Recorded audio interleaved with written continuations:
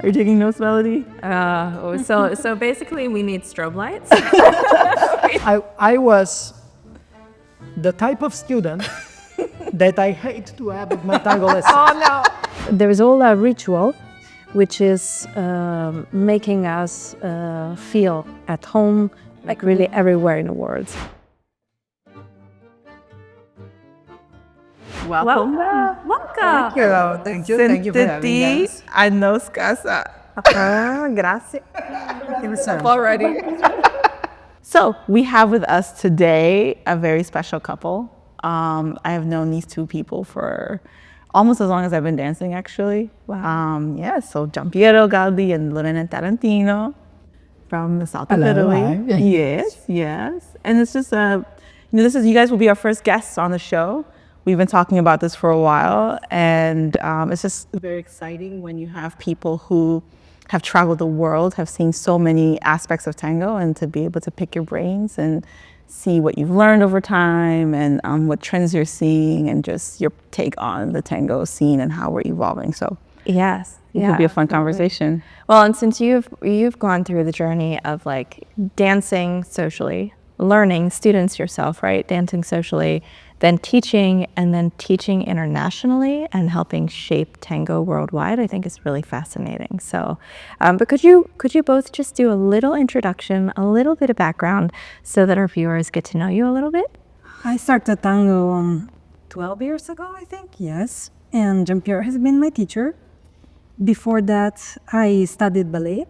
And I got fascinated about tango, first of all, for its artistic part. And then after that, by getting into the milonga, I really got fascinated about the social scene. And this was what got me in the loop and deciding just to go all in and diving in most of my life after really meeting tango. So this was the path. Yeah. For me, it's I apologize for my broken English. We do our best. So I started with my dad and mom. He was a young kid, so they started. I was around 9 or 10, So you were a tango baby. Yeah. and they always managed to lure me into tango. And by age 12, they managed. So, and then it was.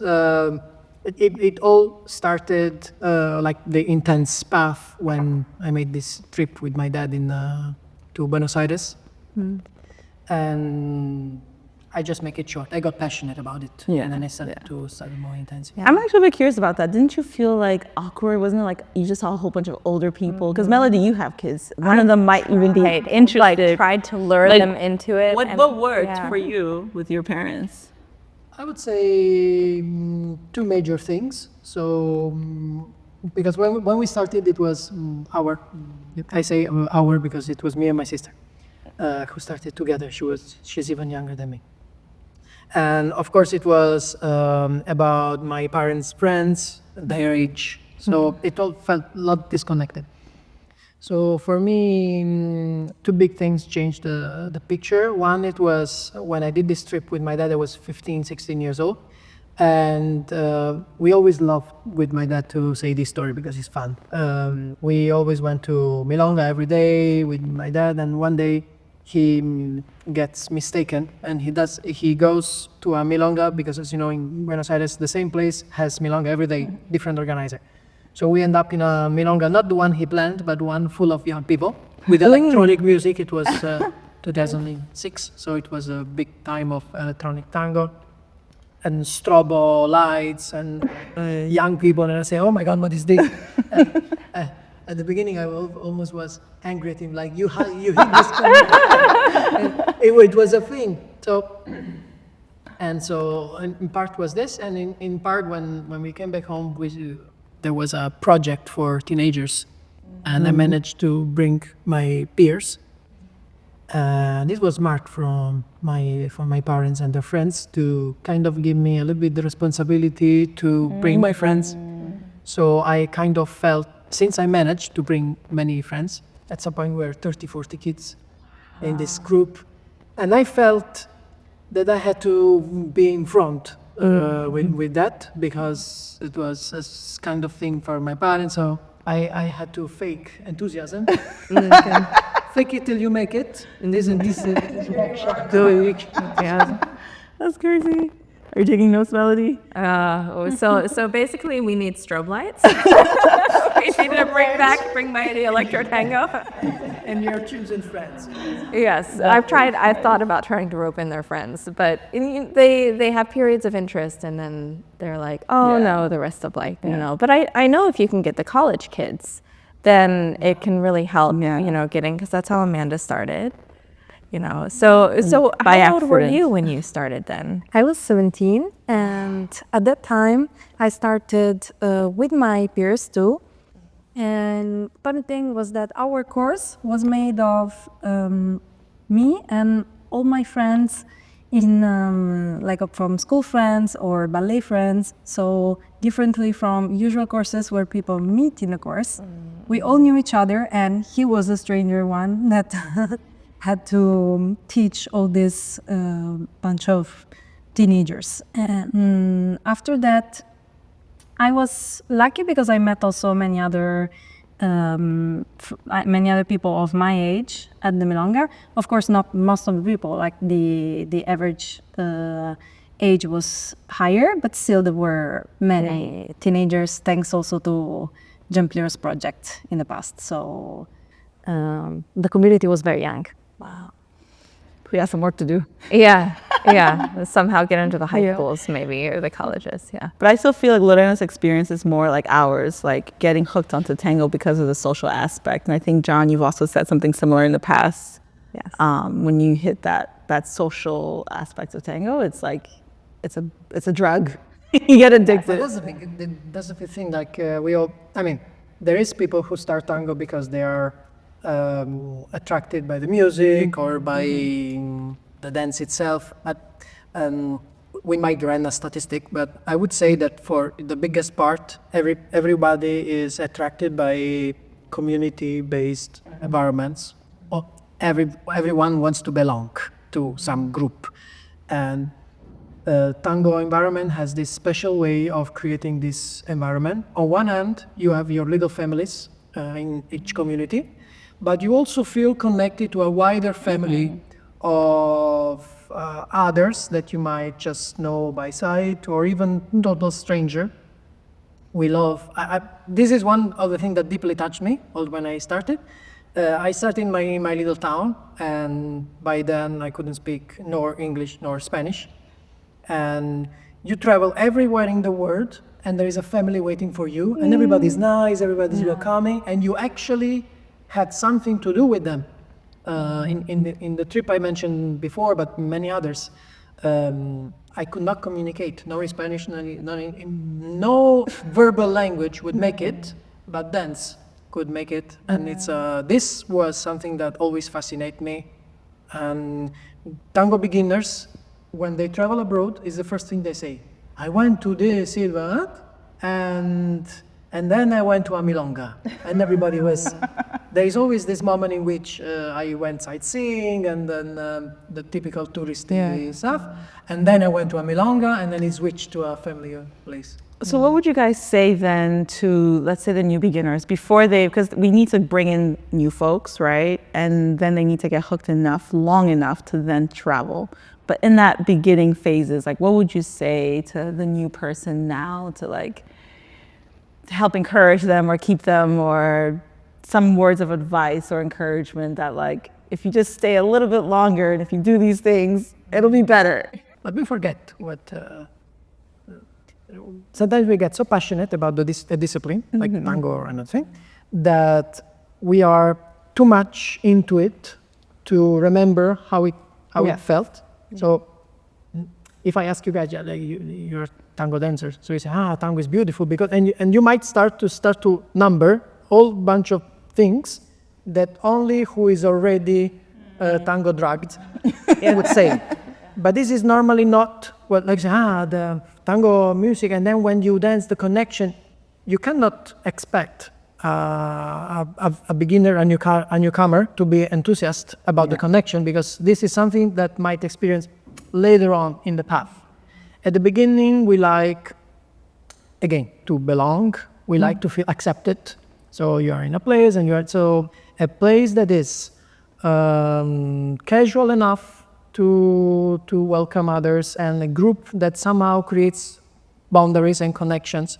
It always works so much in beginner groups to have some kind of activity later, before, in another day, that somehow creates this feeling that you can actually do things with others.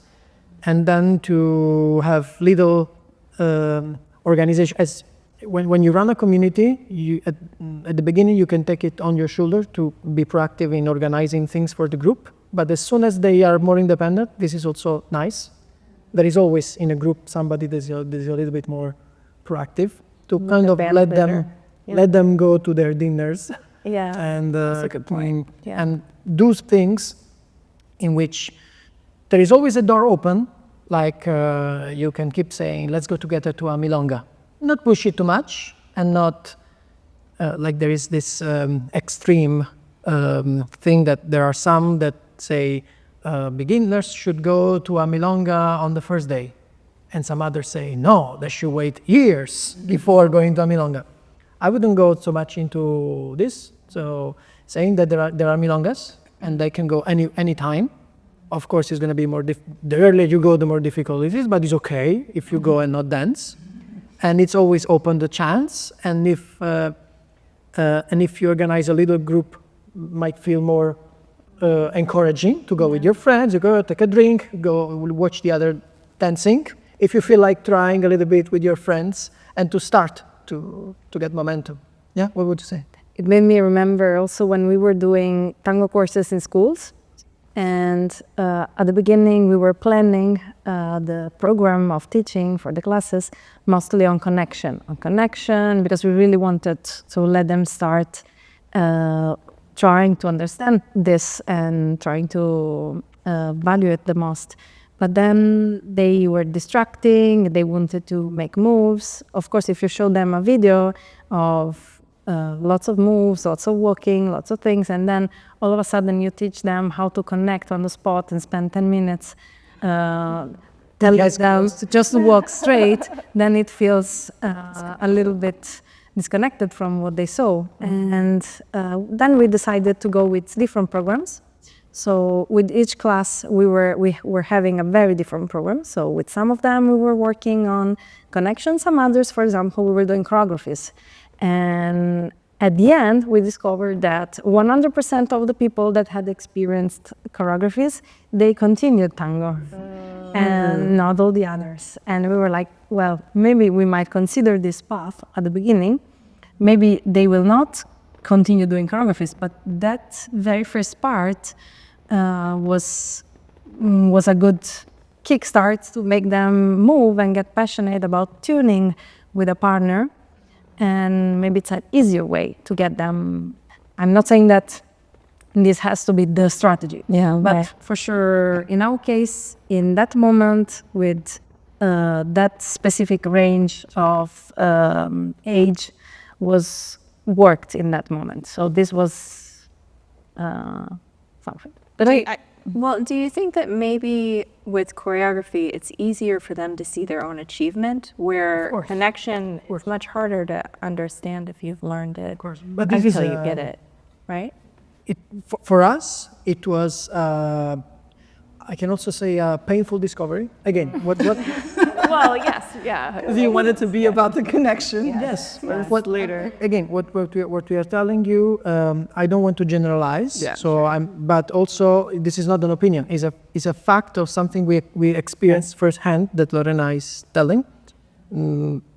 Just as a little bit of a background, that we always were fixated with bringing young people to tango, and for many years, I would say, on the span of 10 years, we did many projects for university people, teenagers, high school.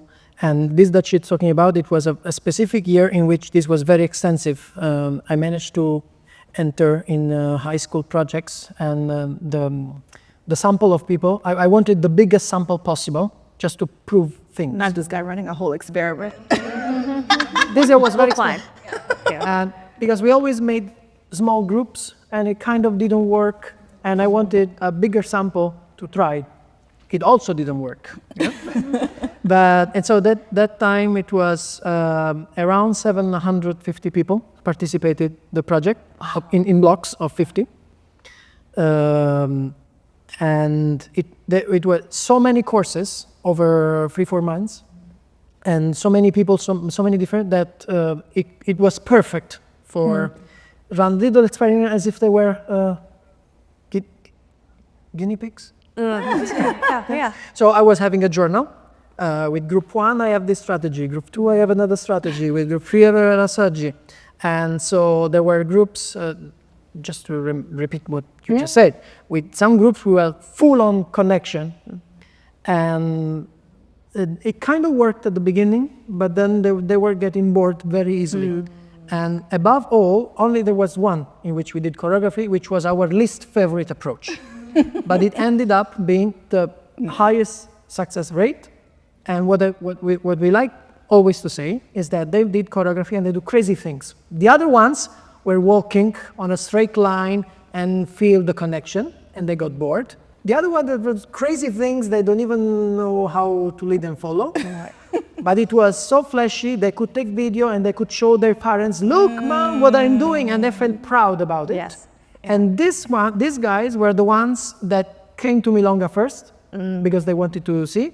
They acknowledged that they could not communicate with others, and they were making connection question. The connection groups never made a connection question. How do I lead this? Because it was so much based on connection that they felt that all the answer was already in the food for thought. You have to come up with your own questions. And if you study connection, you're not going to have a connection question.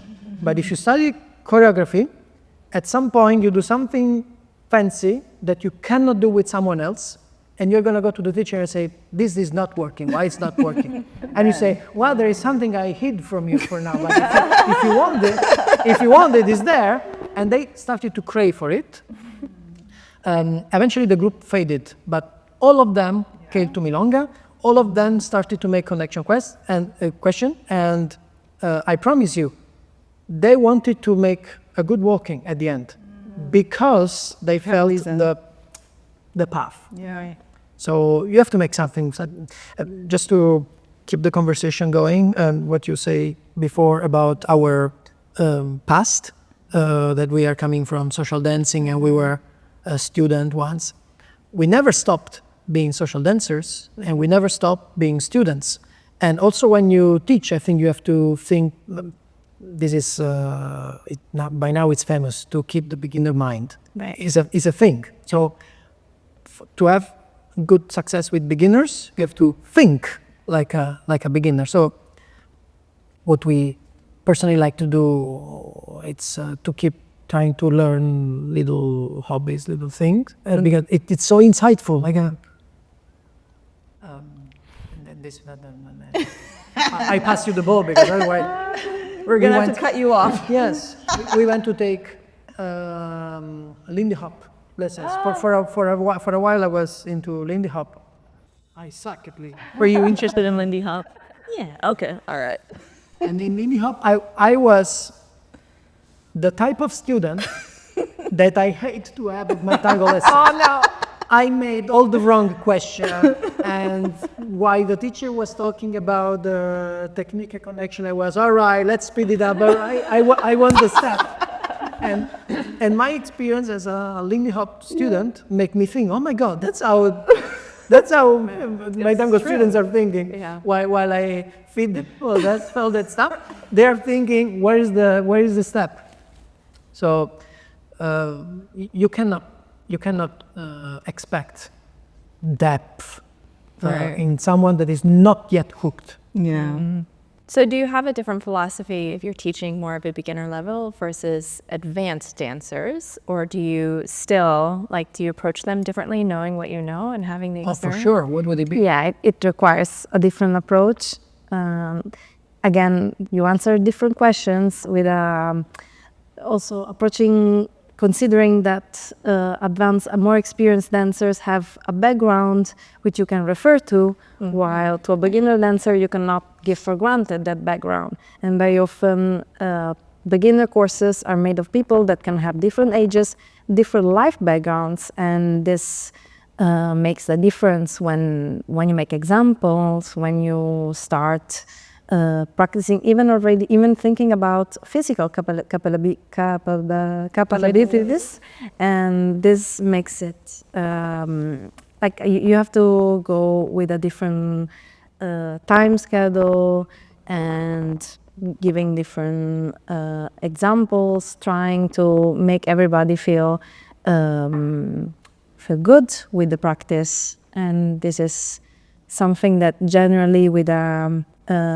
generally a more experienced group feels more homogeneous, in a way. Also because there's also a culture of learning, which gets passed together with learning. So we all share a vocabulary, we all share a culture of how a class starts, how we dress into a class, the shoes that we have. All this makes a huge difference during the class. Well, do you see any bad habits from advanced dancers? Is there anything that you see in these more experienced dancers that you wish that people could undo? Oof. Choose only two. I guess I'm just gonna use your question to say something else.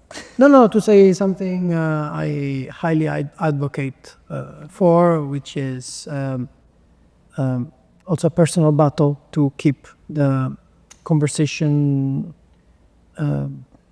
about the tango dance complex. There is some beauty into complexity.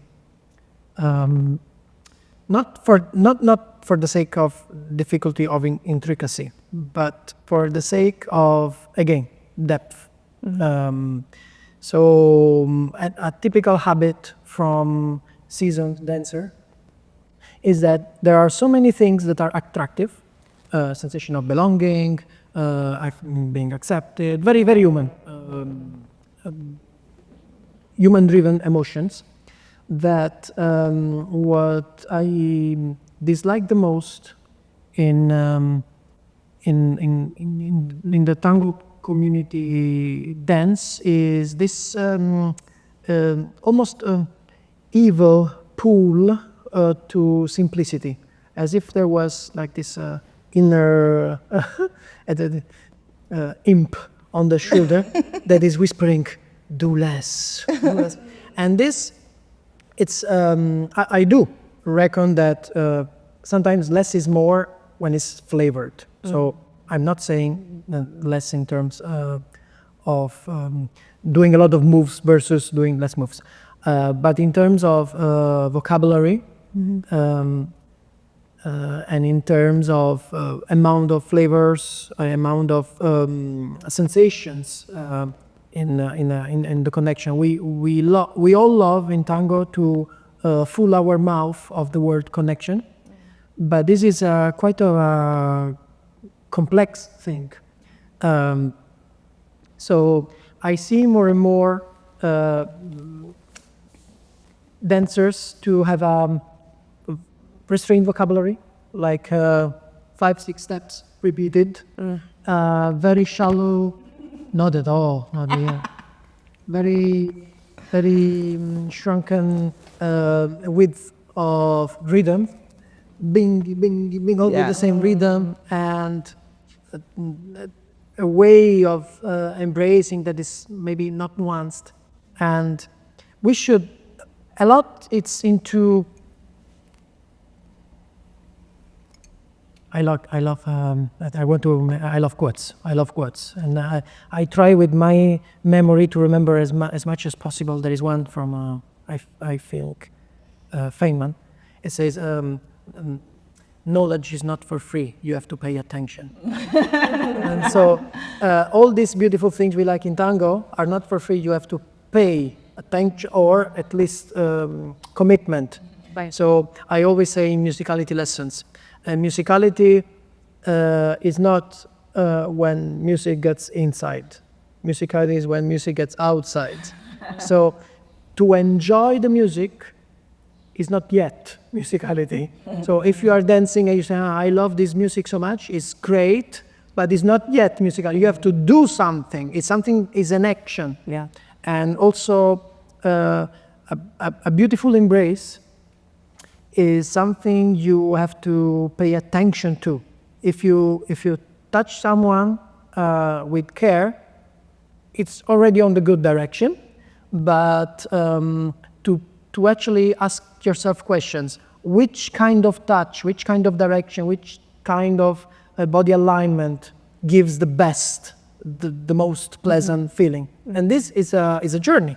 On the same, more or less on the same topic, I would say for this, trying to be more open to experience, even though maybe not everything it's as attractive as, it's not necessarily it's our first choice. So I see lots of many people choosing a style before maybe learning a wider range of practices, a wider range of dance, both vocabulary and styles. So I would say that having a more complete learning path, and then the body itself will choose while dancing more automatically what to do. But I would say to be more open to the width of the dance. Yeah, I love that. Yeah, and I think you're right. Sometimes we're like, oh no, I'm only milonguero, and then they mean, oh, I only dance this way, and with these little steps, when it can be so beautiful. So when you guys perform, you see that, because sometimes you are beautifully tight, and it's this, and then sometimes it's this beautiful open expression. Every performance is I gorgeous. have a quick question about that with the performances, because every time you perform, you have to give something, right? And hopefully it's emotionally as well as like aesthetically. But it's like, if I'm dancing socially, or if you're dancing socially in the milonga, maybe depending on, it may come and go, right? I don't have to turn it on on command. So how do you get into your space or into your zone so that you are able to, on a weekly basis, turn it on and still be authentic? Is it a fair question? Definitely. Yeah. Is I don't know why when we talk about tango, we somehow get disconnected from other things that everybody knows. That can be about writing, about making music, about acting. So a performance is a performance, meaning that I personally live it. I try to take very much responsibility out of that job in that moment. So I have this incredible luck in my life to have connection with an artistic expression part. So literally my job is to try to consistently get this connection with that expressive part. It's not following an algorithm. And in that moment I have a job to concentrate, to take what I feel in general about this dance, my life in it, and also in that time frame. So, and performance this year is hopefully different from a performance last year, and I do hope a lot that I wish that it's going to be different next year, and do something that is not a displays of skill, and this is also a potential danger for us, because all of us dancers, we are all everybody can be self-centered when we do something. And we do want others to acknowledge that we are good and that we are skillful and we do things, but And so this is a dangerous thought. I always say we are blessed recently to get to work with other professionals and to coach other couples, and this is something that you always give good advices that you should actually give to yourself. So that it's a useful process to try to discard all recursive thoughts and to kind of trust yourself. Like I think Muhammad Ali was saying, just to quote another, that you don't win your cup in your boxing match. You win it in the training. You just go to Specific victory. You just go to take it. Yeah. So in the moment of the performance, trust whatever is the process that brought you until that point. There is nothing new you can do in that moment, and just open up that channel. And it is a process that is for the audience. The ultimate goal could be several, but in the realm of sending something, can be an idea, can be an inspiration for a big topic. And thank you for opening this. I really wanted to say this, that a performance should not be your ultimate signature. Not every piece is the ultimate composition of what you say. As if we could take one song danced by a couple and say, this is what they want to say in general. No, you can be very specific. I love that in tango we get at least to dance 3 or 4 songs per show, and we do try to create a variety. But this is not the only way to do it. You can do 4 songs that kind of look just the same, like musicians that do concept albums. You can be very conceptual, and you send something to the world. Can be an elaboration, can be very much based on the creativity of the compositions, and other time can be very musical, or you can display a very calm, embrace thing. So what do you want people to see? So of course, if you put a strong focus on the embrace, this is what someone is going to say, but this is boring, they didn't know many steps. But that was not what that specific thing was about. And another composition could be about creativity. And you might say, but where is the embrace there? That is not the signature. That was about a specific component. When we are social dancing, it's all a different story. It's for us. And again, we are social dancers, and we come from a milonga, and we are in the milonga, and we will be in a social dance. And it's a total different place.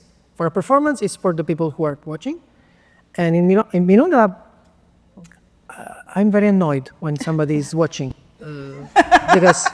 Because it touches some also narcissist place that we all have. If I am dancing and somebody is watching, it's hard to think.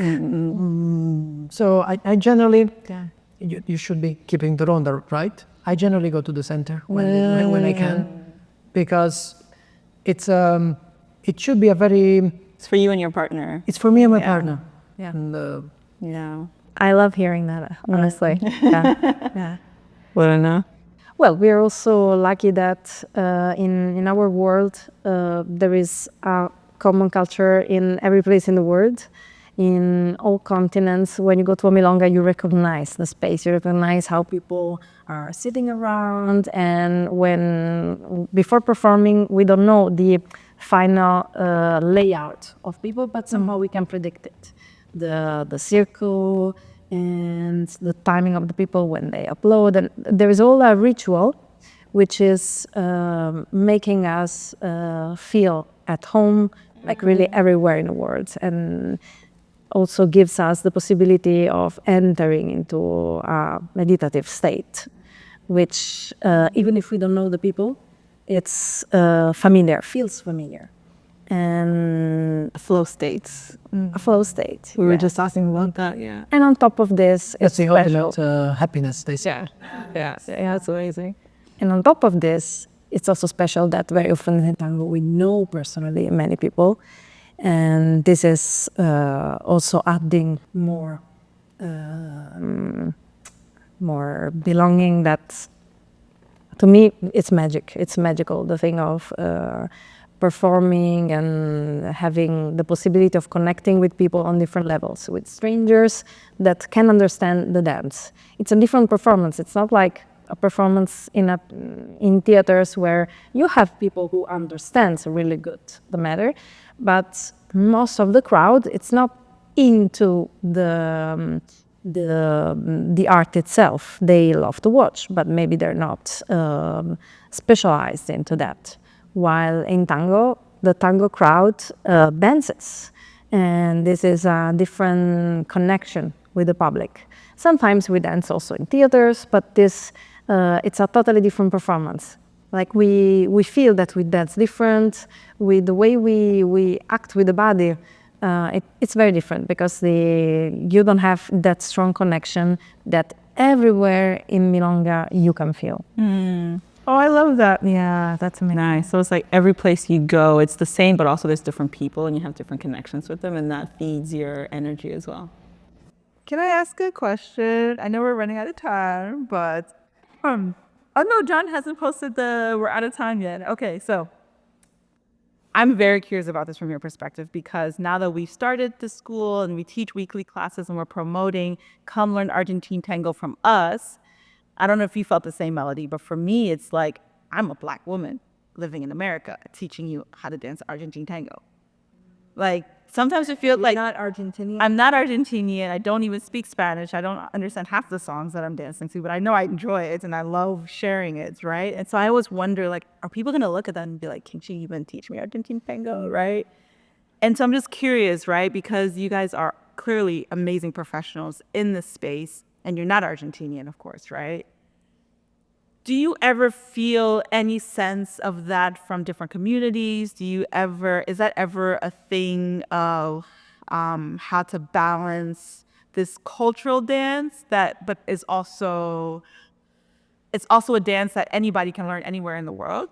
I don't know. I'm just curious to know if you've ever felt That's a good question. any tension there. Or imposter syndrome? Or imposter syndrome. I know I personally feel it sometimes, but hey, it is what it is.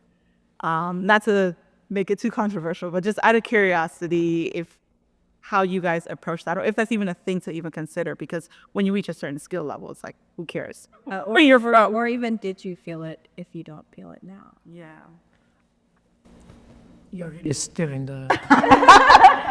What are we here for if not? It's this is a big topic, and it's a very sensitive topic for many people, and first of all for Argentinians.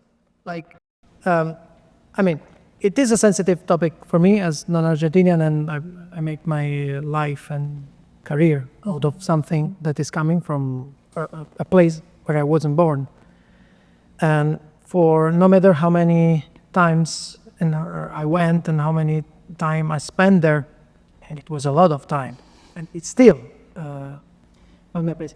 And the topic is so sensitive because it touches some things that like cultural appropriation, that everybody is very much on its toes on that, no matter the culture. So I assure that you guys and anybody who's watching might compare it to something that they feel dear for them. Yeah. And you say, if it's like that, then it's I understand the sensitivity.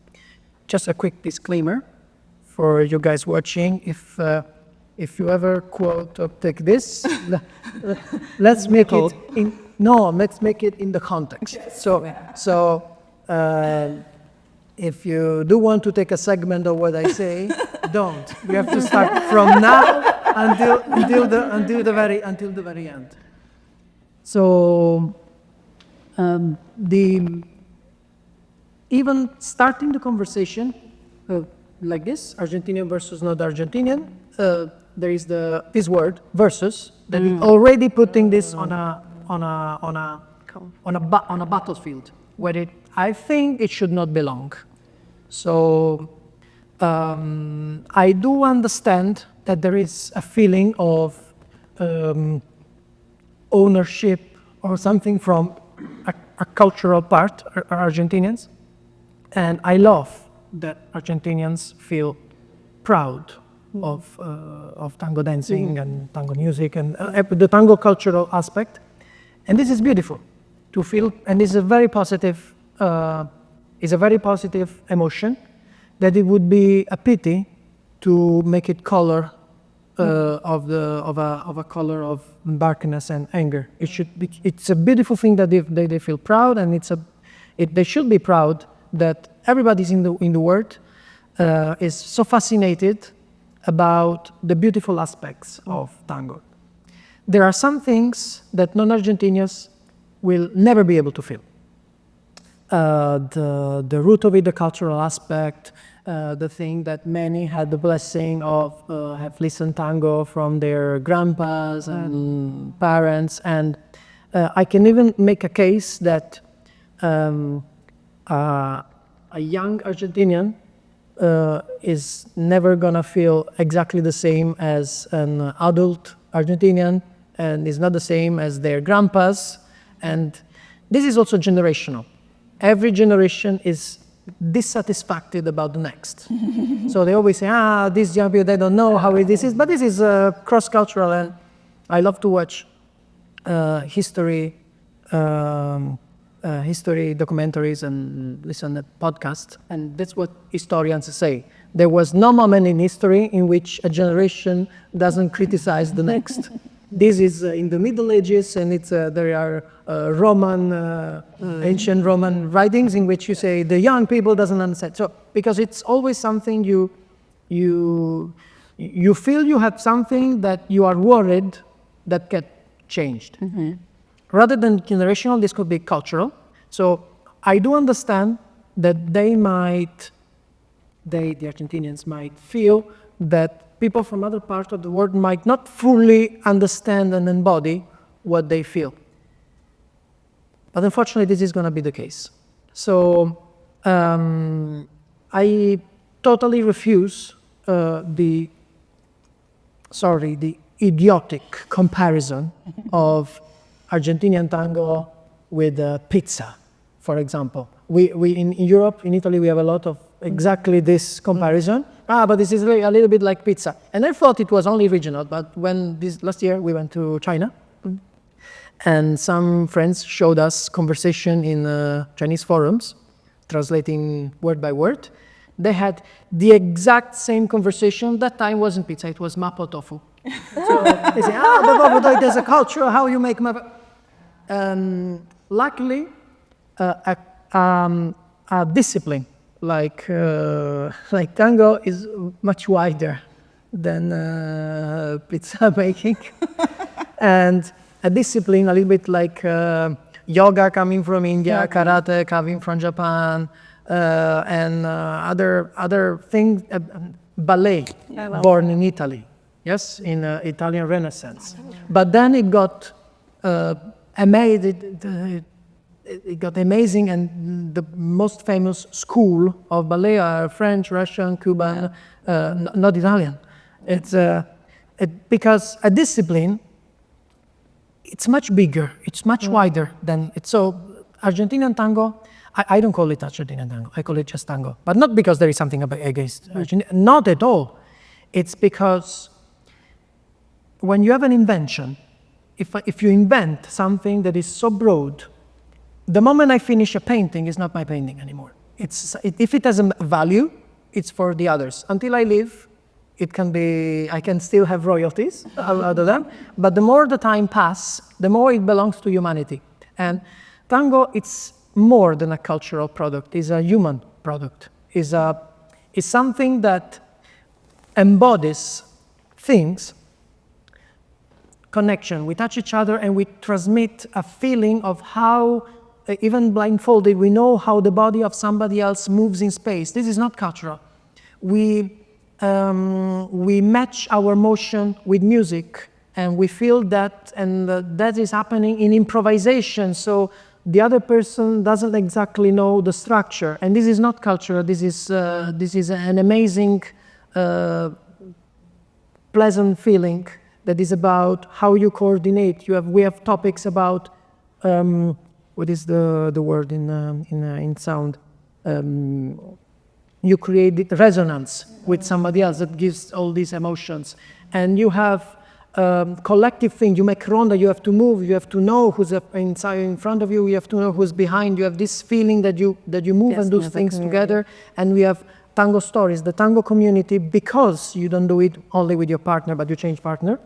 You are so much intertwined in the community that every community in the world, you have anecdotes and gossip. Gossip is part of culture because there is this guy who went with this, and then everything, and it happens this, and every community say, there was a gossip so juicy 10 years ago. There are stories, and of course, the more you have a city, if you go to Buenos Aires, they have been there since more than 100 years. Of course, they're going to have more stories, more places, more time. Time that collectively they spent. You can make a philosophical point out of that something belongs when you put labor, like work, into it. So there was for sure a collective effort happened in Argentina, more specifically in Rio de la Plata area, that for sure layered in the conversation. But then it also happened in the world. So I feel that right now, steering this conversation into the emotional aspect of cultural appropriation wouldn't do justice to the wide and deep discipline that tango has become. So if it comes from a place of love, because people in the world then they might be interested in the story of tango, what happened in the 20s, what happened in the 30s, what happened in the 40s. It's very important, but ultimately is not the reason why people dance. They love the sensation of embracing and improvising with music, and this special music that so far it has been Argentinian songs or in other parts in that region of the world that we like to hear. And the anecdotal part, the traditional part, it's very important, but it's moving. And I end with another quote, again, that I love. This is, I think this musician, Mahler. Tradition is not worship of the ashes, but passing the fire. Ooh. I love this concept. Yeah. Say it again, say it again. I might need to put the text up. Wow. I don't feel like spending a whole speech on this. Sorry, I took. But do you feel like, whether you want to respond to that, or do you feel like the thing towards the end about the evolution of tango, do you have any thoughts on where that's going? Is it going too far away from, let's say, the origins? Doesn't matter if it is. In my opinion, and I'm sure that many people around us share this, it's also this activity that nowadays is practiced all over the world that makes it even more fascinating and hooks us. The thing that we can experience something with people from all over the world in such a close connection, gets too close with people that sometimes we don't even share a verbal language with, and this is like we cannot connect with a verbal language sometimes, and this is a unique thing that it's something that in the end belongs to all of us, and this connection, it's also magical because of this. So I would say that we are all shaping it from every part of the world, and it's important that we also share the respect to all the professionals and all the experienced dancers, also amateurs, again, all over the world, for practicing and bringing our art more, always more in depth. And we need everybody to this. Oh, I love that. We're all shaping it all around the world. Beautiful. Oh, that's very nice notes to.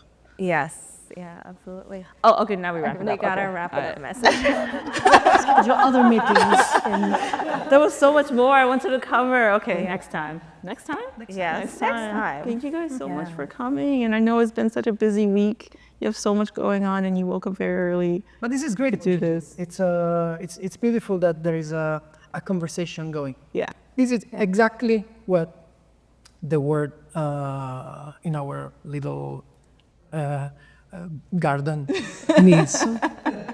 I love it. Thank you guys for agreeing to come and talk about this and being so open as well. So yes, absolutely more for next time. And thank you for being our first guest.